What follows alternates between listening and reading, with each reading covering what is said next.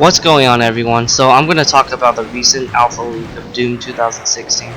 I was planning on talking about this when I first read the thread from Doom World, but I wanted to wait it out for more information. Basically, some guy managed to get in the console of the alpha and managed to look up for hidden information about the game. Basically, info that id has yet to confirm, and there's a lot of it. I'm only going to talk about some of it, the ones that matter to me, and basically give my thoughts on them. But I will link the information in the description if you want to check it out for yourself. But yeah, this alpha leak really reminds me of Doom 3's E3 leak back in late 2002, which was also an alpha too. The first thing that captured my interest was the difficulty. So I remember watching the Game Informer Q&A video with Marty, and apparently he must have not remembered the difficulty level names, or maybe it was an older version or something, but the difficulty levels are based on Doom 1 and 2, so 5 difficulty levels, easiest from I'm Too Young to Die to Nightmare as the hardest. Basically every difficulty is pretty much an increment of allowing enemies to do more damage and making them spongier too. However, when you play on Ultra Violence, I assume when Marty said Nightmare difficulty, I think he meant to say Ultra Violence. I believe Ultra Violence will have no checkpoints other than the beginning of a new level, and then you have Nightmare where Marty probably confused it with Ultra Nightmare, and Nightmare is very interesting. Basically, it's an Iron Man mode from Wolfenstein: The New Order, so you're gonna have to deal with enemies doing more damage and having the most amount of health they can have, and you must beat it in one sitting. I like the skill level differences so far. I really do like how Nightmare is definitely going to be a testament of your skill level in the campaign, and I can't wait to try it out and see how it's going to be.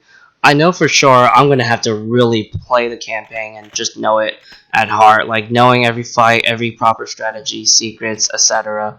Because a punishment that cruel for dying is definitely going to encourage you to play it with a lot of knowledge and preparation.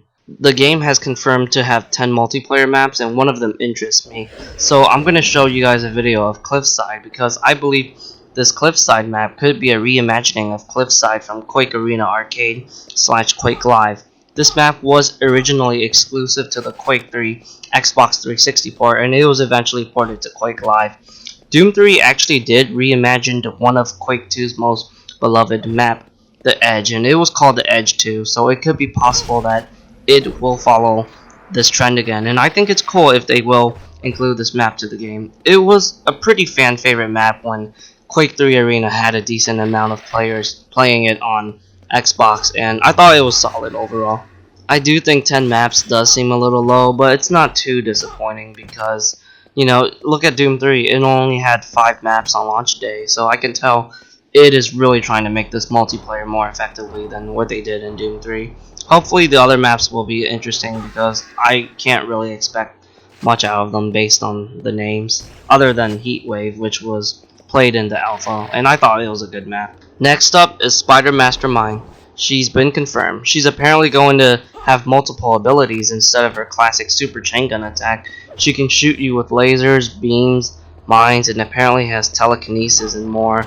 So it looks like she's going to be a bigger threat than before. Not only that, the Cyber Demon has also been confirmed to have multiple abilities against the player, like charging at you, and he actually has a sight. Interesting. Basically, the boss enemies seem to be more dynamic than they originally were in Doom 1 and 2. I like these changes, and I think it's going to make the combat very intriguing and engaging, because I do believe both the Cyber Demon and Mastermind are going to be one of the tougher enemies to fight. I also want to mention there will be classic bosses in the game, so I guess we can fight both the Cyber Demon and Spider Mastermind in their Doom 1 and 2 outfit, but I'm not really sure if this will be both campaign and snap map, or it could be exclusive for one of them. So I want to talk about the BFG. The BFG actually has 6 different weapon mods.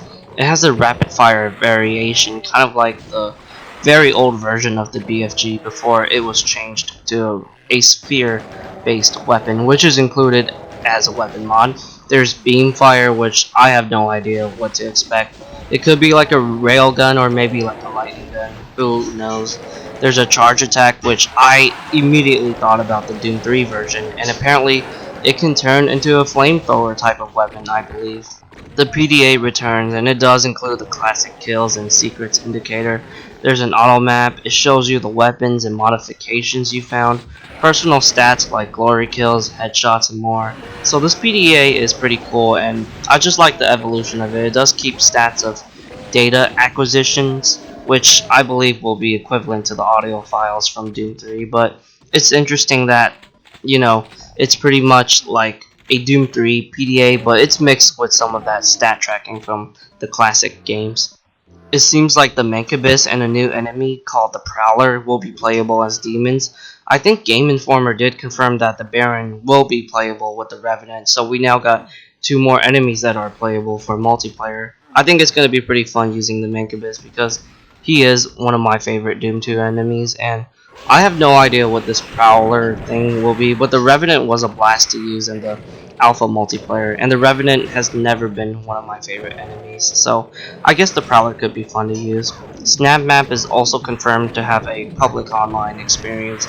I'm glad to know that because I just had a feeling it might be, limited to just playing with your friends, but that's just a good thing, and I can't wait to try out whatever thing people can make with their imagination. That's pretty much all I'm going to talk about. There's a lot of stuff that this dude found. I mean, check out the link. You're going to be shocked by like the amount of things you're seeing. There's also screenshots and videos.